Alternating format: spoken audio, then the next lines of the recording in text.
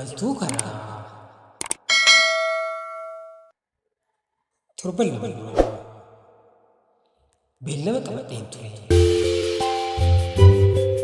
Gara godina Shawaa Lixaa aanaa Iluu Galaan ganda Odaa Misir deemuuf karoorfadheen ture. Irreechi hora Misiris waan dhufeef achumaan irreechi hora Misir oole jedhee imala koof of qopheessee meeshaa na barbaachisan muluu guuttadhee Finfinnee handhuura Oromiyaa gara godina Shawaa Lixaa aanaa Iluu Galaan teessoo argama Odaa Misir imaluuf murteesse. Guyyaan deemsa koos gahee.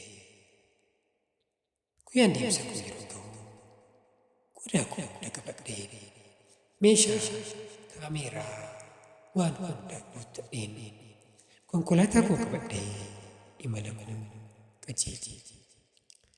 Guyyaa kamisaa ganama barii barraaqaa nan qajeele. Yeroon mana kootii bahee magaalaa Finfinnee keessa tocho'u simbirri cuwaa cuwaa cuwaa cuwaa jetti. Namni hundaa'u sa'aatii sana kaan fiigaa ispoortii hojjeta, kaan immoo gara hojiitti fiigaa.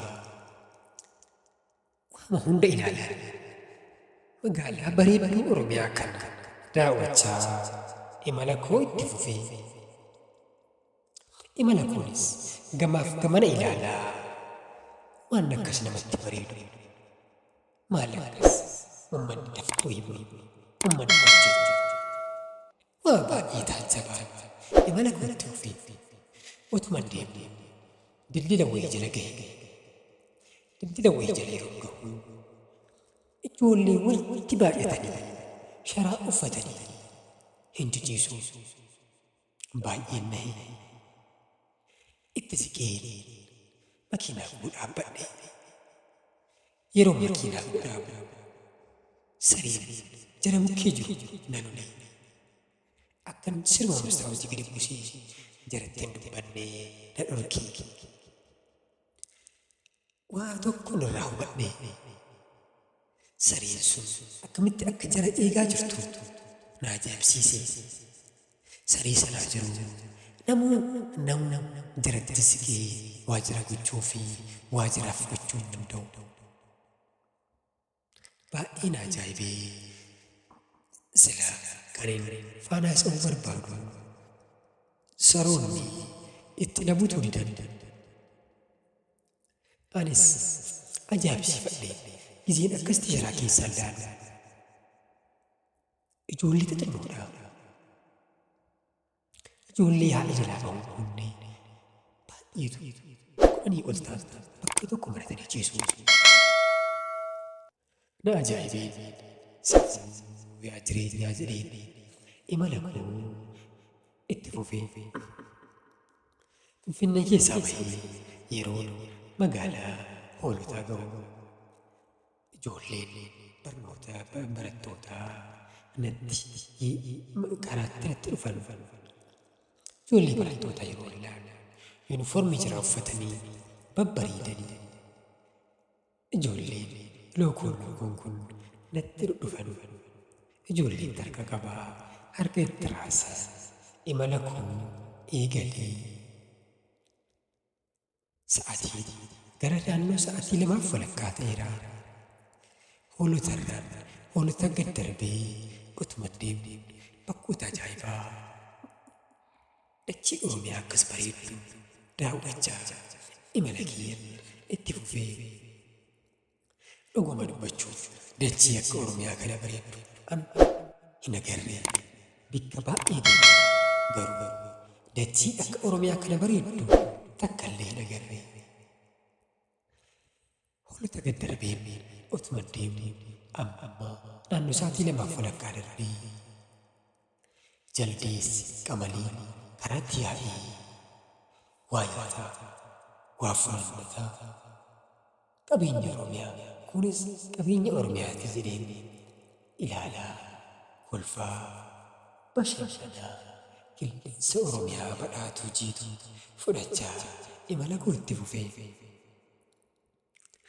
Ituma deemne Olonkomii bakka jedhamu gahee. Olonkomii gahee. Olonkomiin magaalaa reefu guddachaa jirtudha. Haa taatu malee magaalaa hoolotaatti dhiyaattee kan jirtu keessaa ishee tokkodha. Guddinni ishee garuu akka magaalaa hoolotaatti dhiyaattee jirtuu fi akka magaalaa Finfinneetti dhiyaattee jirtutti guddinni ishee baay'ee saffisni. Ejersa lafoos asumaan ija irra buteen darbee utuma deemne gaara abbaa gaara godaa bu'aa ija kootiin bakki naaf hin jiru.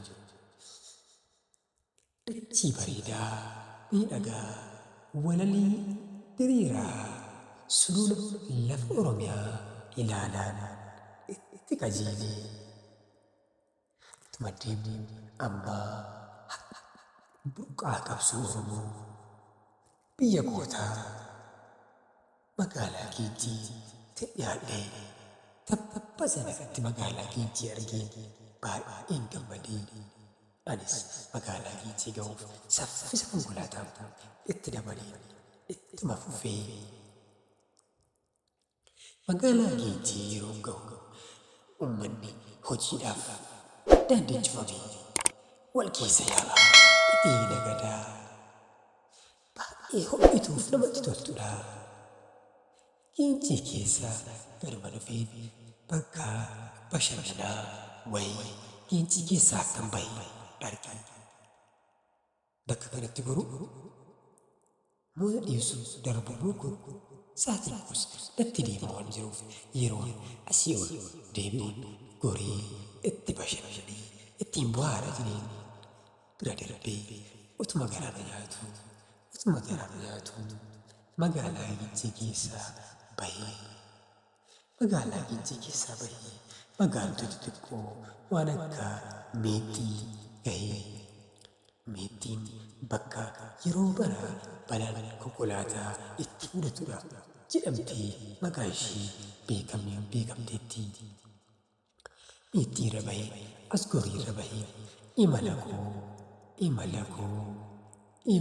koo biyya qabsoo finiintee biyya gootaa biyya dhiiraa Amboo lafa gargalaa lafatu garagalaa akkuma jettan Ambootin dhiyaadhee Amboo asii achi argee kaampaasii Awwaaroo argeen hedduun gammadee ija kootu na ifee Amboo jechaan saffisa konkolaataa koo helii dabalee utuun hawwu biyya gootaa biyya dhiiraa biyya Hacee Hundee biyya jaagamaa badhaadhee biyya gootota Oromoo handhuura qabsoo Oromoo magaalaa guddittii godina Shawaa Lixaa magaalaa Amboo gahee. Kaampaasiin Awwaaroo fuulduraa siidaan artist Haacaaluu Hundeessaa Boonsaa farda isaarra taa'ee jira.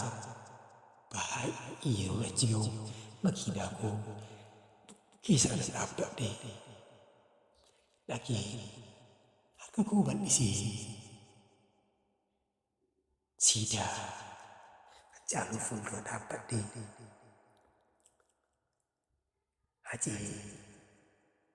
Hacee goota koo dhiira koo jabaa onneen sibiilaa akkam jirtaa daraa jedheen nagaa gaafadhee. Maaltu naa deebisaree halkan deebi'ee nagaa gaafadhee bakkuma jirutti ofirra taa'ee imimmaan dhageessaa daddarbame nan dhahee namoota hedduutu fuuldura sanatti footoo ka'uuf dhaabatanii footoo wal kaasu.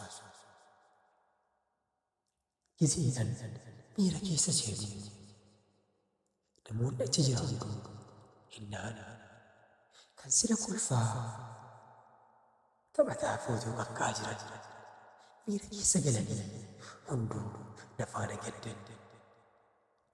Anis daqiiqaa 15 ol achuma jala taa'ee ilmaan kootuu uffadheen gumaa kee Rabbiin gatiin dhiiga kee dhangalaatii Rabbi lafatti balleessii nagaan oolii ajeekoo jedhee bira darbee magaalaa Amboo keessatti seenee. Amboon argamni goototaa harka badhaftee nama simatti. Amboon dhugumaan akka maqaa ishee miira namatti tolu qabdi. Biyya tokkummaa, biyya dhiiraa, biyya gootaa ta'uun ishii immoo daran nama boonsaa. Imala koo ittuma fufeen qajeelee magaalaa Amboo fi gadi bahee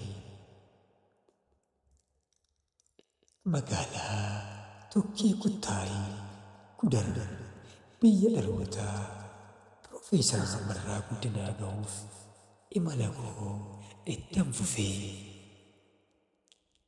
kutaa lammaffaa yeroo biraa qabadhee siif dhiyaadhaa. Galatooma.